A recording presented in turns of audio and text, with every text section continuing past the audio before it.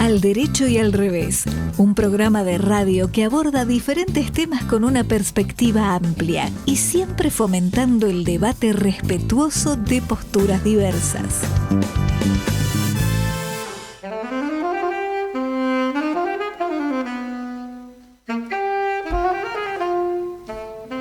¿Qué tal? Buenas tardes, ¿cómo andan? Empezamos el programa número 435 de Al Derecho y al Revés.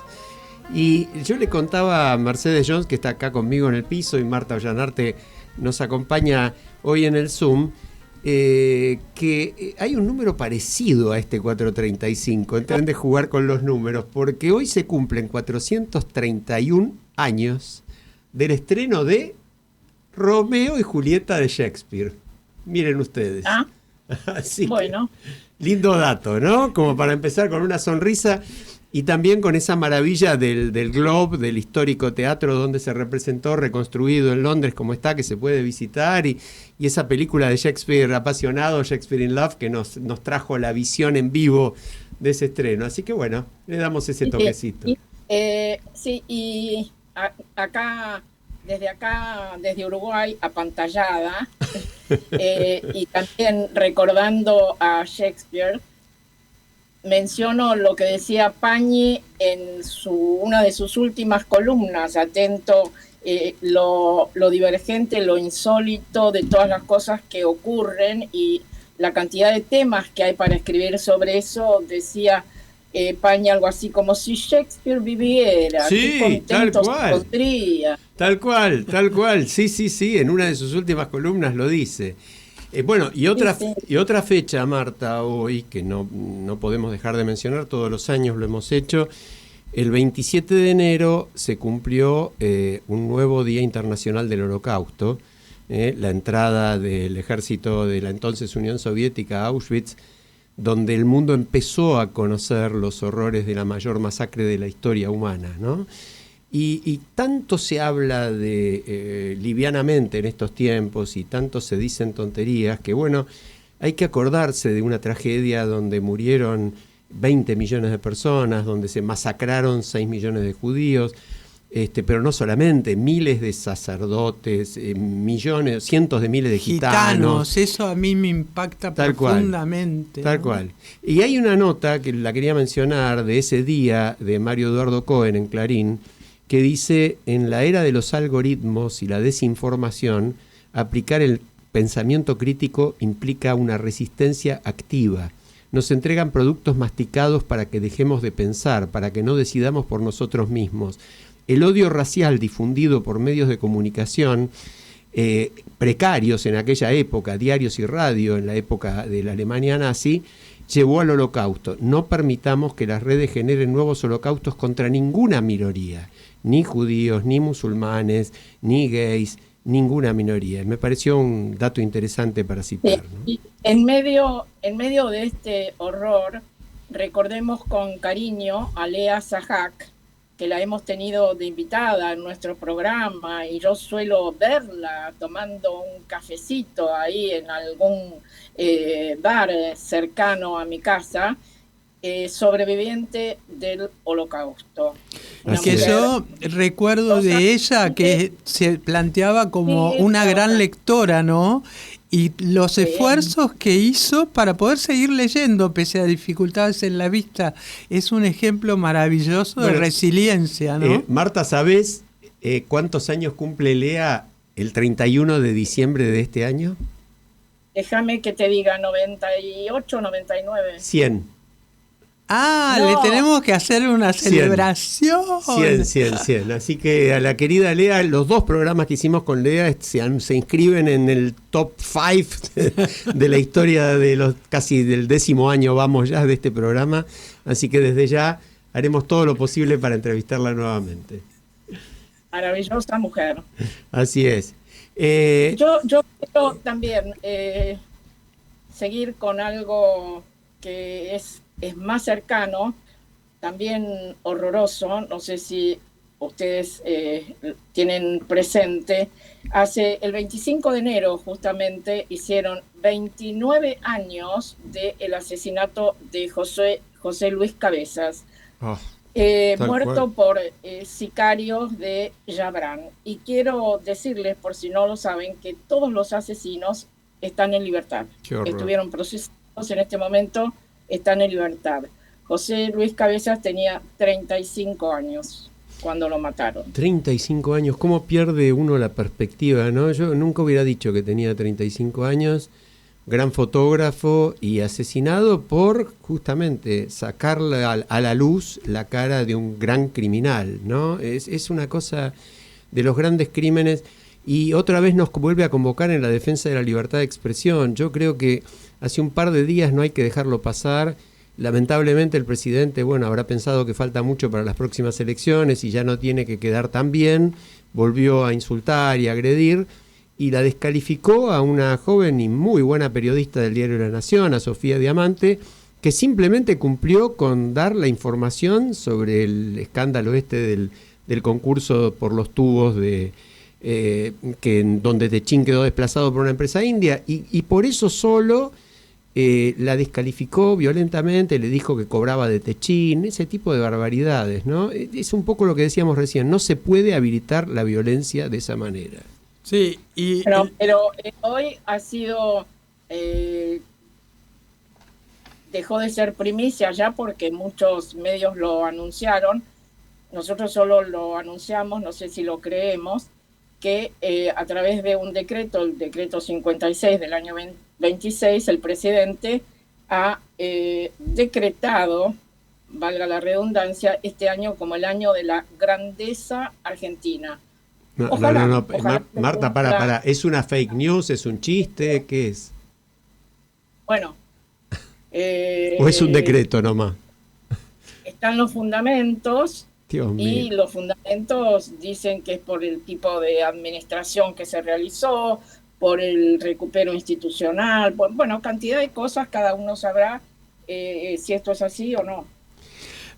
Yo querría plantear en contraposición, ¿no?, a este decreto una comunicación de Olga Curipán, que ha sido invitada varias veces en el programa, Huerquen de la comunidad mapuche de Bahía Blanca, que llama la atención justamente por los incendios y por el reclamo permanente de los pueblos originarios, especialmente los mapuches, con respecto a la falta de inversión en prevención para controlar los incendios, ¿no?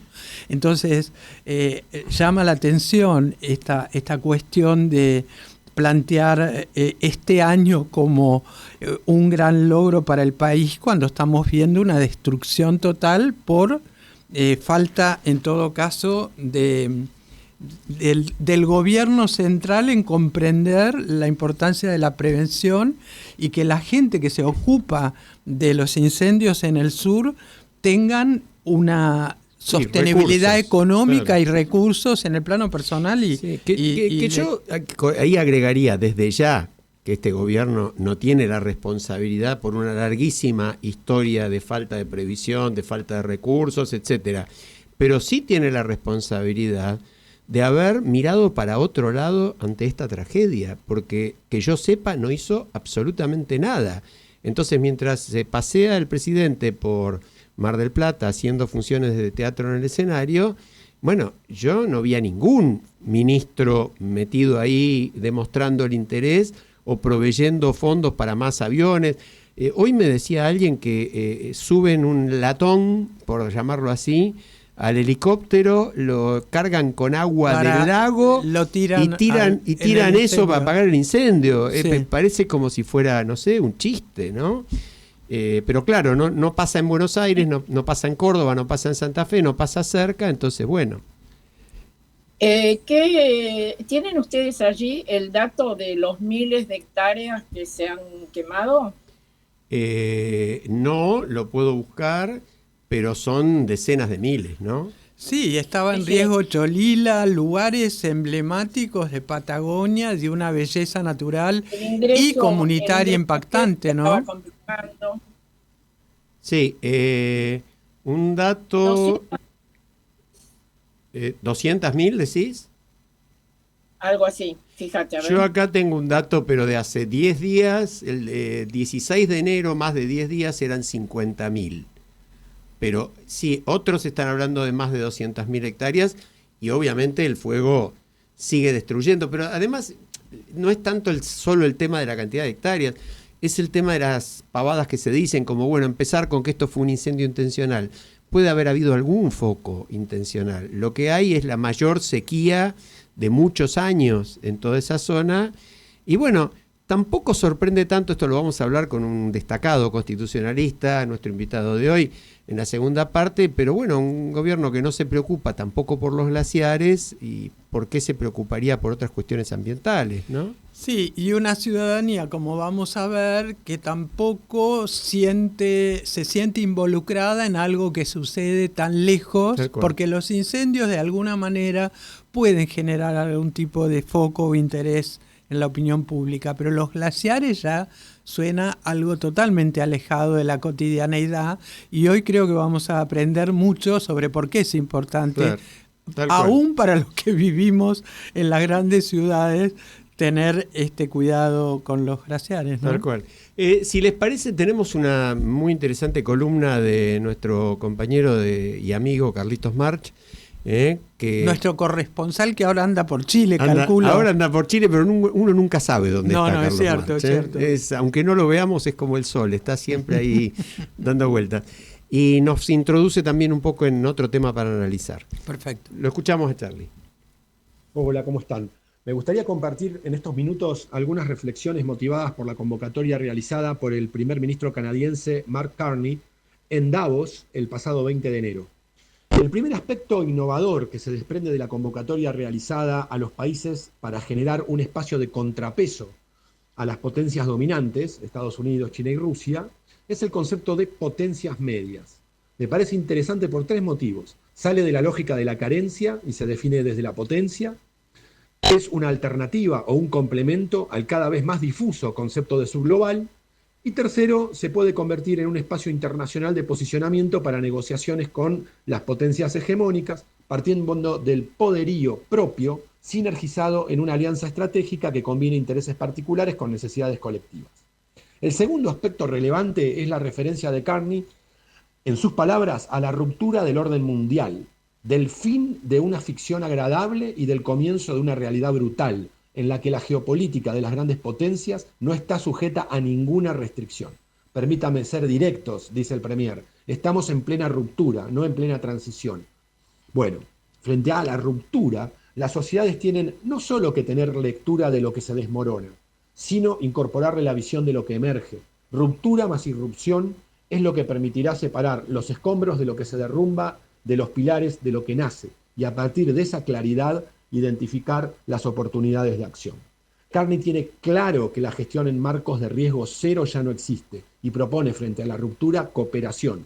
Y esto dispara el tercer concepto, tal vez el más innovador, la geopolítica colaborativa. El premier canadiense sostiene que no se trata de un multilateralismo ingenuo. Nuestro enfoque tampoco se basa en instituciones debilitadas, dice. Consiste en establecer coaliciones eficaces, en función de los retos, entre socios que comparten suficientes puntos en común para actuar juntos. En este punto, Carney da luz para pensar otro tipo de geopolítica, la basada en el concepto de geopolítica colaborativa, para la dignidad humana y el cuidado del planeta, cuando habla de reducir la influencia que permite la coacción. La construcción de procesos colaborativos requiere algunas condiciones que no quedan explicitadas en el texto de Carney. Por ejemplo, la motivación debería ser proactiva para posicionar las potencias y potencialidades de las potencias medias y no reactivas a medidas tomadas por terceros. El camino que ha elegido Canadá debe ser co-construido, no alcanza a consumarse a un camino existente, sino que el convocante tiene que estar abierto a un diseño y gestión colectivas. Y el último punto, abrir la posibilidad a que se pueda gestionar el espacio no solo desde el consenso, sino también desde posturas más flexibles e inclusivas como la convergencia o la síntesis de contradicciones. Sería importante que Carney internalice que, si propone una nueva cosmovisión para la geopolítica internacional basada en una política exterior honesta, la misma debe estar basada en la reducción de las asimetrías de poder, aspecto esencial de la geopolítica colaborativa. De lo contrario, en el mediano plazo, volverá a imponerse la capacidad de coacción por parte de las potencias medias que se sientan más potencias que medias. El tiempo dirá si esta interesante convocatoria del premier canadiense queda en bonitas palabras o se convierte en acciones concretas. Hasta pronto. Bueno, gracias Charlie. Habíamos hablado del discurso de Mark Carney, pero creo que vale la pena, y por suerte está ocurriendo así, tomarlo como una referencia para construir, ¿no? Sí, incluso muchos dicen, no solo filósofos ni políticos, buenos políticos de otros países, etcétera, que este ha sido el discurso político más importante e inspirador en lo que va de este siglo, Al que diablo. no es poca cosa. No, es muy fuerte. Y yo quiero un detalle leyendo sobre la vida de Carney. Él es, tiene una trayectoria muy interesante en su país, como sabemos, el actual primer ministro, es hijo de una maestra y de un director de escuela. Miren ustedes la importancia, seguramente el tema de educación en su casa ha sido muy relevante. Miren ustedes los resultados, ¿no? Entre paréntesis, ¿sabemos algo de Gloria Cisneros? No todavía, creo que faltan un par de meses. Recordamos obviamente a nuestros oyentes que no la van a olvidar a Gloria, que es una de las 10 finalistas del Global Teacher Prize, el equivalente del Nobel de Educación, así que vamos a estar siguiéndolo. Yo agrego a lo que decía Marta 2 cositas rápidas. Una, Carney fue presidente del Banco de Inglaterra, uno de los pocos, si no el único, extranjero que fue presidente del Banco de Inglaterra, es decir, el Banco Central Inglés, digamos. Es decir, es un hombre muy vinculado a la gestión de altísimo nivel global. Por el otro lado, quería mencionar, hay una nota paralela de estos últimos días de Eugenio Díaz Bonilla en Clarín, un economista muy destacado también con trayectoria en organismos internacionales, que señala que nosotros nos hemos convertido, los latinoamericanos, que tuvimos un buen rol en la construcción de la arquitectura internacional, pero en los últimos años nos convertimos en espectadores, comentaristas externos de los hechos, con grandes divisiones ideológicas y personales entre nuestros gobiernos, en lugar de buscar soluciones para los enormes problemas comunes. Es decir, en la línea de Carney, él plantea que América Latina debería dar una respuesta y da como ejemplos Venezuela y otro tema que en este programa se tocó muchas veces, y lo hemos tocado, por ejemplo, con Damián Aranuse, pero lo hemos tocado muchas veces, que es el de Haití. Sí. Haití, un país destrozado y abandonado por la comunidad internacional, cuya situación es peor que la de Venezuela. Pero sí, retomando la figura, lo que llama la atención, y varios de los periodistas y, como vos decías, Marta, analistas y comentaristas, plantean que nunca se vio tan claramente el surgimiento de un liderazgo global. Y él lo encarna y generó esto que planteaba Charlie, de una propuesta de una nueva manera de hacer política, ¿no? Una geopolítica colaborativa, que es realmente un desafío enorme. Exactamente, además cuando todos estamos hablando de el riesgo de ver al mundo dividido en tres partes, una para Rusia, otra para China, otra para Estados Unidos. Esta propuesta de, trabajemos colaborativamente con potencias intermedias, que son unas cuantas y que son importantes. Y una cosa que quiero destacar nuevamente del discurso de Carney es que cita en varias oportunidades a Václav Havel. Ustedes saben que Václav Havel es mi ídolo,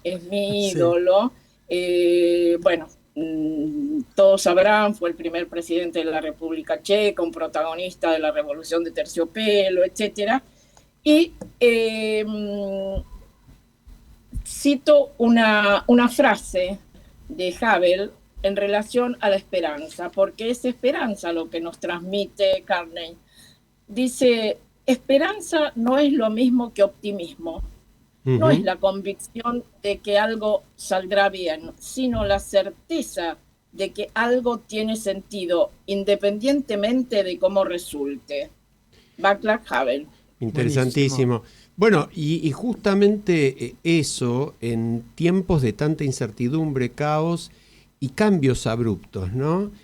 A mí me llamó mucho la atención hoy un discurso del presidente Trump que dijo que acababa de hablar con la presidenta de Venezuela y le informó que vamos a abrir todo el espacio aéreo comercial. Le agradeció, le dijo que le agradecía su liderazgo, que realmente ha sido muy importante el trabajo conjunto que han hecho, y dijo que los ciudadanos estadounidenses van a poder viajar rápidamente a Venezuela porque ya es un lugar seguro, y que posiblemente los ciudadanos venezolanos que residen en Estados Unidos también van a poder volver o visitar su país. Es decir, en 23 días o 26 días, ¿no? Desde el 3 de enero, parece que todo se ha resuelto. Ahora, curiosamente, se ha resuelto con la misma gente del desplazado y detenido o extraído Maduro y con su vicepresidenta a cargo, ¿no? Bueno, es un país que de alguna manera, un mundo que de alguna manera requiere, obviamente, como decía Marta, que hagamos algo. Creo que estamos haciendo hoy honor al nombre de nuestro programa, ¿no? Al derecho y al revés. Hemos mencionado muchas cosas del derecho y otras del revés, y dentro del revés hay otro disparate que vale la pena mencionar. No sé si ustedes leyeron las notas que han salido en relación a dos sitios de apuestas, el Polymarket y Kalshi. Polymarket está desde el año 2020, pero en este momento está siendo utilizado para hacer apuestas políticas. Es decir, Trump invadirá Groenlandia. ¿Cuándo va a extraer a Maduro, etcétera? ¿Y saben quién es uno de los inversores en estos sitios? ¿Quién? Uno de los hijos de Trump, que seguramente tiene mucha información privilegiada para obtener datos que le permitan ganar. Son millones de dólares que están en este momento, valga la metáfora, están en juego, gente que está jugando a ver qué. Y los que defienden esto dicen, no, pero es una buena manera de que la gente se interese, claro, y se interese en el tema político. Sí, pero que se interese. Democratizar la información. A ver, Marta, que se interese la gente que está cerca del poder es lo que hemos criticado en la Argentina y en todo el mundo siempre, ¿verdad? Es decir, que se interesen los inversores, los empresarios o las cooperativas o lo que sea en invertir me parece bárbaro, siempre es bueno. Ahora, que la gente que está en el poder y toma las decisiones se interese, ya más que interesarse suena a corrupción, ¿no? No, Alejandro, no entendiste. Lo que dicen es que la ciudadanía se interesa y pide más información. Es una manera de democratizar y de que sea accesible, ¿no? No, pero yo me refería a las personas que vos mencionaste, ¿no? Me refería, por ejemplo, a los que armaron ya los proyectos de grandes playas gigantescas en Gaza o emprendimientos de tierras raras en Groenlandia, que casualmente son los mismos. Fíjate vos lo que son las coincidencias, ¿no? Y tienen algún grado de relación con el actual poder, algún grado mínimo, no sé. Puede pasar, qué sé yo. Bueno, ahora entró el sarcasmo, el sarcasmo político. Un poquito de sarcasmo tenía que haber. Está bien, ¿no? Está bien. Bueno, tenemos el enorme placer de tener ya con nosotros a nuestro invitado en la segunda parte. En un par de minutos vamos a empezar a charlar con Daniel Sapsay, que es alguien que lo vamos a presentar como corresponde, pero no necesita presentación. Así que estamos entre amigos. Y Marta, lamentamos mucho que te lo pierdas. Eso también es un sarcasmo. Ya nos estuvimos peleando en la previa. Una asignatura pendiente que me quedará con Daniel, compartir con él, solo yo, no ustedes, con él un café. Bueno, muy bueno. Bueno, si les parece, Hay una mención que yo quería hacer que en realidad también es un tema para después comentarlo con Daniel, no nos va a alcanzar el tiempo, pero creo que fue ayer, que el comité del reloj del juicio final volvió a adelantar a cuánto estamos del colapso y dijo que la humanidad está a 85 segundos del colapso. Por supuesto, esto es simbólico. Si mal no recuerdo, era 10 minutos cuando empezó el reloj, y los científicos advierten que es por la combinación de guerras, armas nucleares, crisis climática, inteligencia artificial y nuevas amenazas biológicas.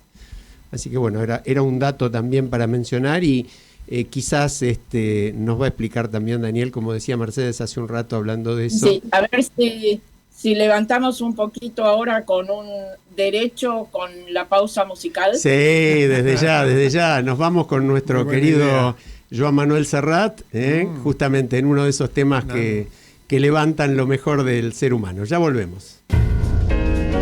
Fue la revolución en la cinematografía francesa, un momento desde el cual el cine no volvió a ser el mismo.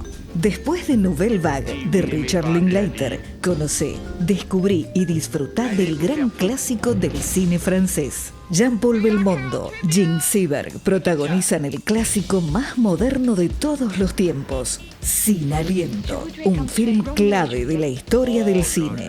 Sin Aliento, en copia restaurada en 4K, vuelve a los cines. Belmondo, Seberg, Sin Aliento, de Jean-Luc Godard. Z Films presenta en la Argentina el gran clásico del cine francés en pantalla grande. Conocé cómo comenzó la Nouvelle Vague. Viví Sin Aliento. Sensacional reestreno, jueves 15 de enero. Disfruta Sin Aliento de Godard y Nouvelle Vague de Richard Linklater solo en cines. Acompaña a la arquitecta Cintia Pérez a recorrer edificios emblemáticos de la ciudad de Buenos Aires en la 4ª temporada de Espacios con Alma y Música, un programa que une la arquitectura, la historia y la música. Viernes, 22 horas, por Canal A. 3 escritores se reúnen para tratar en vivo y con amenidad temas trascendentes de la vida, ideas, pensamientos y reflexiones, con Jorge Giorno, Antonio Laceras y Daniel Ripoll, todos los lunes a las 15 por Radio Cultura.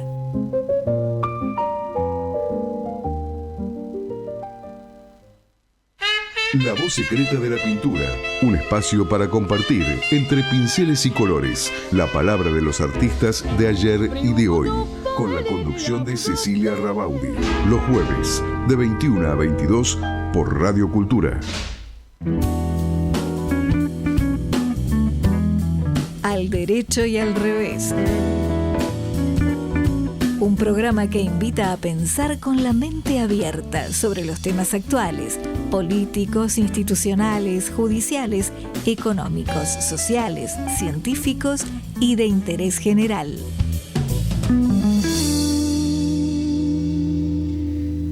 Bueno, estamos de vuelta. Dijimos que estamos con Daniel Sapsay y que no necesita presentación porque Daniel es uno de los más destacados constitucionalistas y expertos en temas ambientales de la Argentina.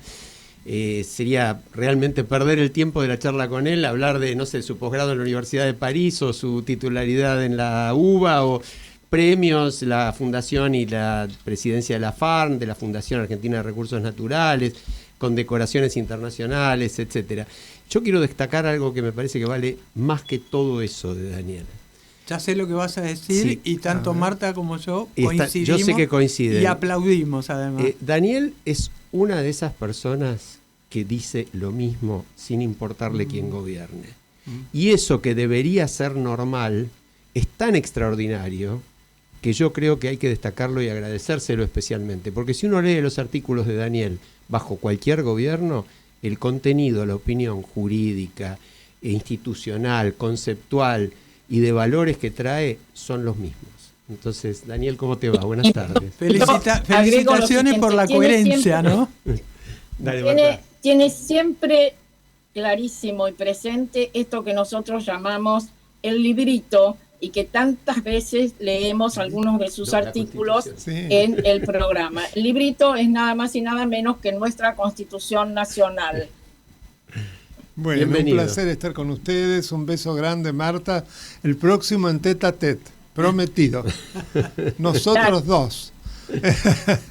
Bueno, para mí es un gusto realmente estar acá, les tengo un enorme cariño y lo que acaba de decir Alejandro para mí es importantísimo, el tema de la coherencia, porque efectivamente uno tiene que seguir una línea, sea quien gobierna, inclusive aquel a quien votaste, no importa, no hay que descarrilarse, más allá de los problemas que te pueda causar. Tal cual, tal cual. Pero no es fácil, ¿no? Vos hiciste una crítica muy fuerte en una nota excelente titulada La inconstitucionalidad manifiesta de un proyecto de ley, publicado hace 10 días, 15 días en La Nación, sobre el proyecto de ley de glaciares. Todo esto trascendió mucho, hay una petición en la que vos también participaste, que acá la impulsamos, etcétera, y la firmamos, pero no es un tema que haya tenido trascendencia pública. Entonces lo que te pedimos es que le expliques vos a nuestros oyentes por qué es un problema este proyecto de ley de glaciares. Bueno, es un problema realmente fundamental. Aquella nota que yo escribí trataba de explicarlo. Tengamos en cuenta que lo que se quiere es modificar una norma que implicaba la intangibilidad precisamente. ¿Por qué? Por lo que implica en el gasto de agua y para los usos permanentes, que es la agricultura, por ejemplo en el caso de Mendoza, que es un lugar típico, todo el Valle de Uco, el turismo, que son además las permanentes. La industria extractiva dura muy poco, luego se va, pero deja inutilizado en gran parte para los otros usos. Entonces, esto es clave y tiene mucho que ver con el calentamiento de la Tierra, efectivamente, calentamiento global, que lamentablemente el gobierno actual lo niega, un negacionismo clarísimo, a pesar de que estamos viviendo incendios, inundaciones, y pasa lo mismo en muchos otros lugares del mundo. Todo se viene abajo y sin embargo se niega. Entonces, el machacar sobre este tema me parece algo fundamental y que lo tomen los periodistas, son los grandes difusores, así que los felicito y les agradezco, me parece clave.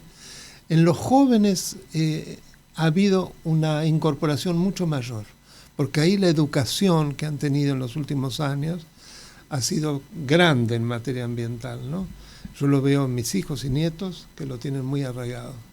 Ahora, vos señalás muy bien, y te doy, Marta, ya, que hay una modificación en este proyecto muy grave, que es la de conferirle a las provincias la posibilidad de fijar ellos cuáles son los presupuestos mínimos, es decir, hacer ellos más o menos lo que quieran. Este es un poco. ¿Y eso por qué el régimen tiene que ser único? Bueno, la Constitución Nacional, en la cláusula ambiental del artículo 41, establece precisamente lo que se llaman los presupuestos mínimos, es decir, la nación establece estos presupuestos mínimos y las provincias aquellos que puedan complementarlos, sin que esto implique que perfore ese techo. Entonces, si esto, que lo que se quiere hacer es exactamente darlo vuelta, nos encontramos con lo que vos decías, que entonces cada provincia hace lo que se le da la gana, con lo que implica como un desbaratamiento, además de esa línea clave, que es una distribución de competencias muy particular, que tanto se lo ha elogiado, inclusive internacionalmente. La construcción que ha hecho la Argentina en la protección ambiental con las leyes de presupuestos mínimos, las complementarias, ha recibido muchísimos elogios internacionales, pero hay que aplicarlo. Marta. Sí, bueno, justamente esto que vos decís es importante y es bueno reiterarlo. Este proyecto de ley no es un proyecto que venga a corregir o a mejorar el proyecto o la ley de glaciares que tenemos, sino viene de alguna manera a vaciar algunos aspectos de el contenido fundamental que deben tener. Y resalto una paradoja. Este proyecto que, Daniel lo analiza tan bien y lo desmenuza y destroza tan bien, justamente comienzos del año 2026, cuando el año pasado fue declarado el 2025 por Naciones Unidas el Año Internacional de Conservación de los Glaciares. Sí. Qué horror, qué horror. Está buena la contradicción. La contradicción total. Sí, así es, efectivamente. Daniel, una de las cuestiones, y yo acá quiero leer algo que salió en una nota respecto de esta cuestión que pareciera esto o lo otro, ¿no? ¿Cuál es tu perspectiva respecto de las provincias que son llamadas el Triángulo de Litio, Catamarca, Jujuy y Salta, junto a las del cobre, San Juan y Mendoza, que son las que empujan esto? Porque las provincias, en todo caso mineras, plantean que se puede generar minería sostenible y que no hay que oponer la posibilidad de recibir inversiones y el cuidado medioambiental. ¿Cuál es tu perspectiva en este sentido? Esto tiene una cuota importante de verdad, pero sin romper este piso mínimo que son los presupuestos mínimos nacionales, que es lo que acá se quiere hacer clarísimo, ¿no? Efectivamente, con la idea de que lo importante es la producción, lo importante los empleos que se crean, que es un cuento chino además, porque hemos visto después lo del derrame y todo eso, un cuento chino. Pero digamos que es la parte demagógica con la que se quiere tentar. Así que no destruir esa distribución de competencias es clave. Si se la destruye, se destruye todo el sistema. Daniel, te llevo a otro tema que nos interesa mucho. Vos, como jurista, siempre sostuviste una postura muy clara respecto de los límites con que deben ser usados los DNU, los famosos decretos de necesidad y urgencia. Sí. Siempre destacaste que solo pueden ser en supuestos excepcionales, con la necesidad y la urgencia debidamente acreditadas. ¿Qué opinás del reciente DNU 941 que modifica la ley de inteligencia y que autoriza la detención inclusive de personas por los servicios de inteligencia? No me gusta desde ya. Pero yo quiero agregar algo dicho por Daniel y que me parece muy importante en este contexto, que expliques por qué. Decís que Cristina Fernández de Kirchner fue más respetuosa con los DNU que Milei. Sí, efectivamente. No es que haya sido muy, pero fue más respetuosa. En el caso de Milei se pasa por encima absolutamente. Porque no olvidemos que cuando se incorporan es para limitarlos, no para precisamente dar una posibilidad mayor a su dictado. Es muy clara en la redacción. Solamente cuando circunstancias excepcionales impidiesen el trámite normal de sanción de leyes. Y además excluye 4 materias, entre ellas la penal. Y acá lo que está en juego es un tema penal. Y además da la posibilidad a que una persona que no, sin ningún tipo de demanda judicial, pueda detener personas, que las detiene no se sabe bien por qué. Es decir, es como algo lombrosiano, ¿se acuerdan el hombre delincuente? Por el aspecto de las hojas, las orejas. Imagínense qué involución. Estamos volviendo a lo más que creíamos superado. Es realmente muy triste que se tenga que volver a explicar estas cosas que se pensaba que ya estaban asimiladas. Lamentablemente no es así. Justamente hay otro artículo tuyo que dice, abril de 2025, el título me encantó, torpezas en el ejercicio del poder que ponen en peligro a la República. Sí. Y ahí vos destacás que la base del desarrollo económico, lo citás a los premios Nobel, Daron Acemoglu y James Robinson, es la solidez de las instituciones que da seguridad jurídica, y subrayás el riesgo de los populismos de izquierda o de derecha que buscan eliminar o reducir al mínimo los controles. En ese contexto, ¿vos cómo ves hoy el sistema democrático argentino y qué pensás que deberían hacer las organizaciones de la sociedad civil y los ciudadanos para protegerlo? Bueno, vieron las instituciones tremendamente atacadas, es decir, el edificio institucional del Estado de Derecho se está desmoronando. No solamente acá, lamentablemente, esto se reproduce en muchos lugares. Es muy trágico, con la idea de la antipolítica y precisamente de terminar con los políticos que no dan soluciones y que entonces hay que encontrar a alguien que en cambio sí lo haga. Bueno, ya vemos cuál es el resultado, porque además no es ninguna antipolítica, también es una forma de política, eso. O sea, es todo un cuento chino que nos quieren meter. Así que el uso absolutamente exagerado va destruyendo totalmente el principio de legalidad, la separación de poderes, y viola, por supuesto, el Pacto de San José de Costa Rica, la Comisión Americana de Derechos Humanos, entre otras, ¿no? Sí, dale, Marta. Dale, Marta. ¿Te parece que estos dos proyectos van a ser aprobados en el Congreso Nacional? Nos referimos a glaciares, ¿no es cierto? Y a inteligencia. Y a inteligencia. Y el de inteligencia. Sí. Bueno, yo espero que no. El de glaciares veo que cada día aumentan, pero está haciendo un trabajo muy minucioso, tanto la Academia de Ciencias del Ambiente como un colectivo que se llama la Agenda Pendiente, un trabajo muy minucioso sobre cada diputado para ver cómo va a fallar. Van, se entrevistan, les explican, y esto es, todos los días se están dando vuelta votos. Así que el de glaciares espero que no. El otro no lo sé, lamentablemente, que me parece terrible, porque fíjate que además, cuando la materia penal está expresamente prohibida en todas circunstancias, esto es penal. Claro, entonces, tal cual. Es como lo más burdo que puede existir, es una violación flagrante. Ahora, ¿y qué pensás? Porque hoy salió una primera resolución del juez federal de Entre Ríos, Sí. que habilitó Feria aparentemente para poder en el mismo acto rechazar el amparo que le plantearon contra esta ley, diciendo, bueno, a mi criterio, barbaridades, como que esto no hay ninguna urgencia, no hay no hay motivo para tratarlo. ¿Qué pensás que puede pasar en la justicia y en particular en la Corte Suprema? Espero que no se repitan situaciones como este personaje, es un juez provincial. La justicia de Entre Ríos ya ha mostrado lamentablemente muchas circunstancias. Recordemos lo que se hizo con la fiscal Goyeneche, entre otros, una mujer que es un ejemplo. Bueno, entonces esto no es nuevo. Uribarri, lo que era, cuando inclusive fue embajador. O sea, esto se repite lamentablemente. Lo que en principio Entre Ríos empezó muy bien, me acuerdo con un constitucionalista que no recuerdo el nombre, radical, que fue muy sólido, después se dio todo vuelta, lamentablemente. Así que espero que esto no se repita en los otros ámbitos y sobre todo a nivel nacional. Yo confío en este sentido en la Corte Suprema de Justicia de la Nación, allí creo que hay un compromiso con estos temas y que no creo que lo convaliden. Te cambio el tema y te llevo al 2024, que parece que hace un siglo que pasó, donde en una nota... Acá 2 semanas es un siglo. Tal cual. Pero adquiere una actualidad nefasta, yo diría.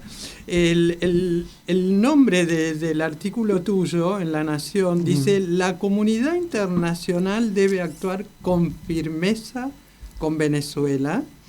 Y planteas que no puede mirar para otro lado, que es insostenible la situación de la ciudadanía venezolana, que tiene legítima aspiración de vivir en democracia y libertad, y que no podemos permitir que la dictadura de Nicolás Maduro continúe oprimiendo y empobreciendo a su pueblo.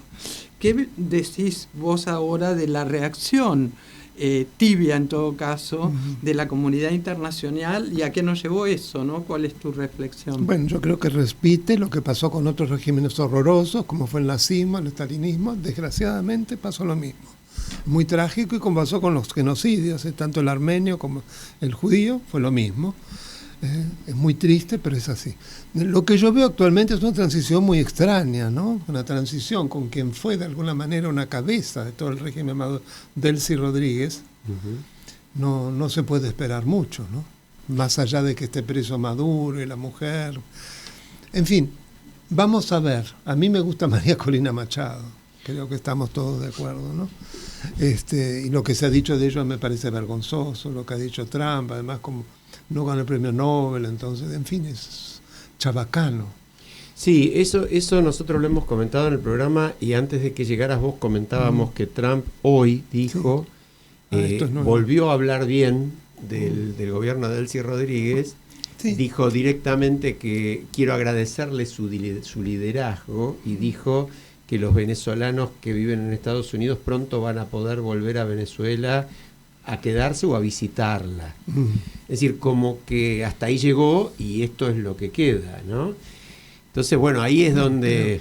Creo que hay razones de grandes negocios con el petróleo. No seamos ilusos. Esto no es inocente. El Chevron y otras grandes empresas quieren además de alguna manera resarcirse de lo que consideraron que fue confiscaciones evidentemente inconstitucionales que hizo en su momento Chávez. Pero esto no justifica que ahora se haga esto, ¿no? Sí, coincidirás, por supuesto, que este tipo de cosas no tiene que ver con democracia, sino con negocios, ¿no? Absolutamente. Sí, lo disfrazan con democracia, que cada día la vemos más alejada, lamentablemente. Son grandes negocios, claro que sí. Daniel, volviendo al tema Argentina, al tema institucional, ¿cómo ves vos el tema libertad de expresión hoy en la Argentina? No me refiero a la parte práctica, sino a las verbalizaciones, descalificaciones, acusaciones de ensobrados, etcétera, Bueno, etcétera. yo también sobre eso escribí. Por eso, y me por manifesté, eso. sí, Por eso. independientemente que lo voté a Milei, pero no lo volvería a votar realmente. Me parece lamentable, me parece terrible. Además, con el poder que tiene un presidente de insultar, humillar de esa forma a personas con nombre y apellido, además me parece una cobardía, un abuso de poder clarísimo, y que se entronca con lo que en su momento fue el bonapartismo, pero de Luis Napoleón, de Napoleón III, que él decía claramente que era soberano rey, o emperador, todo lo que se oponía al antipueblo. ¿Y cuál era el antipueblo? Los medios de comunicación y la justicia. Clarísimo. Lamentablemente volvemos a eso. Ya Cristina en su momento había dicho algo parecido. Sí, sin ninguna duda. O sea que duda. se repite lo mismo.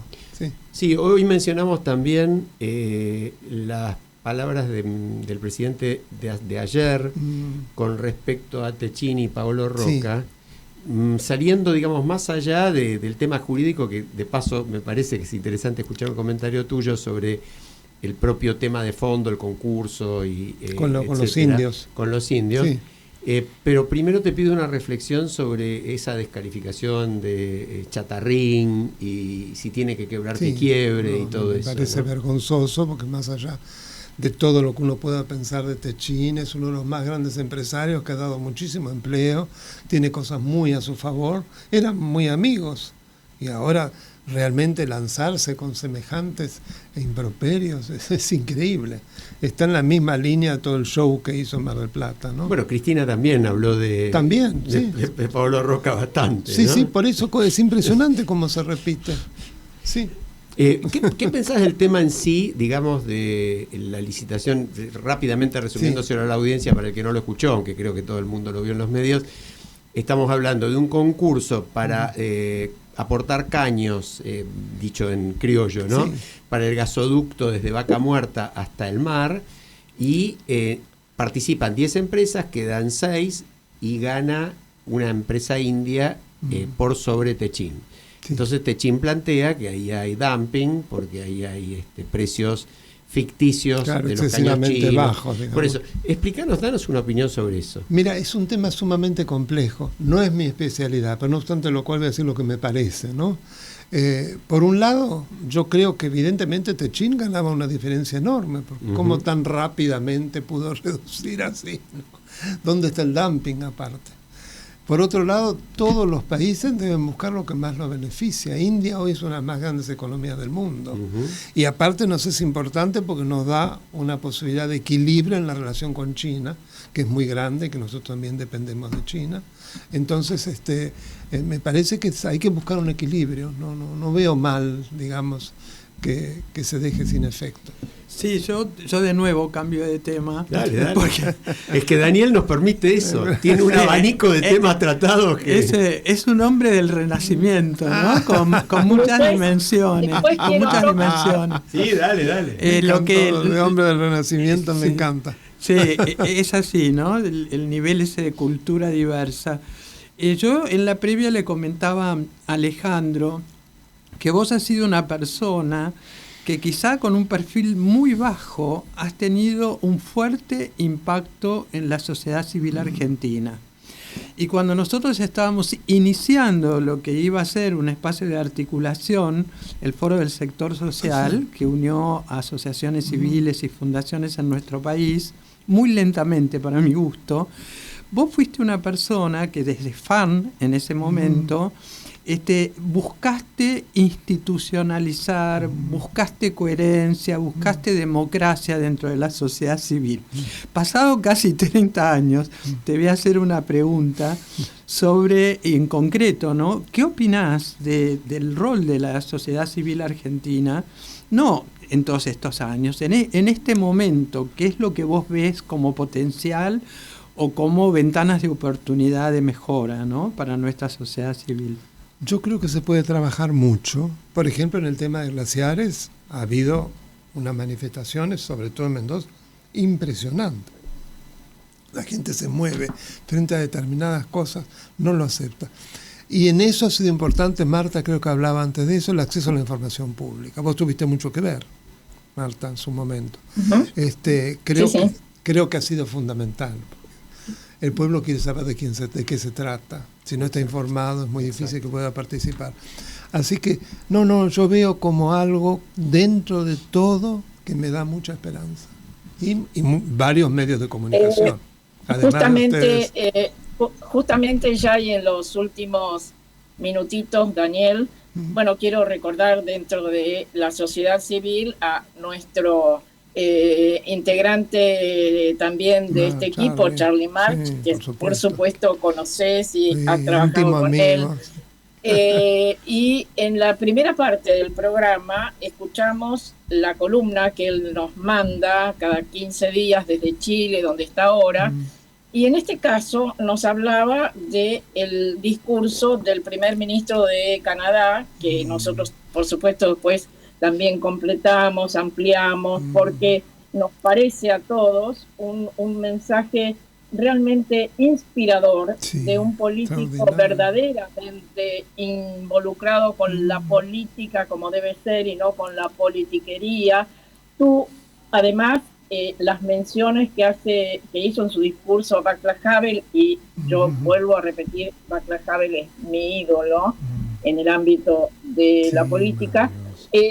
Tu opinión para terminar este programa, ojalá con un mensaje esperanzador e inspirador, tal como quiso transmitir Carmen, ¿no? En Davos. Bueno, para mí fue como una suerte de aire puro, una bocanada de aire puro escuchar a este hombre, la solidez que tiene ese discurso, la altura con que lo hace, porque no lo nombra a Trump, pero es muy fácil darse cuenta que se refiere a él, ¿no? Pero no entra en la chacabanería de nombrarlo.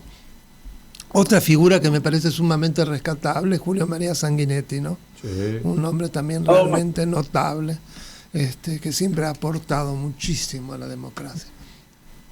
Así que en ese sentido yo creo que se puede machacar. Charlie ha sido clave, sin ninguna duda, desde hace tanto tiempo, Marta, desde distintas organizaciones y espacios, pero fue totalmente coherente.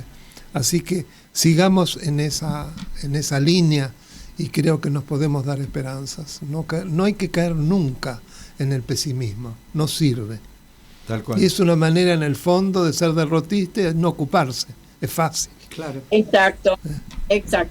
Bueno, y yo menciono en ese sentido una campaña de la sociedad civil, de la que vos también participaste activamente. Hay un par de artículos tuyos muy buenos y que unió a todo el espectro de organizaciones vinculadas con lo jurídico, sí.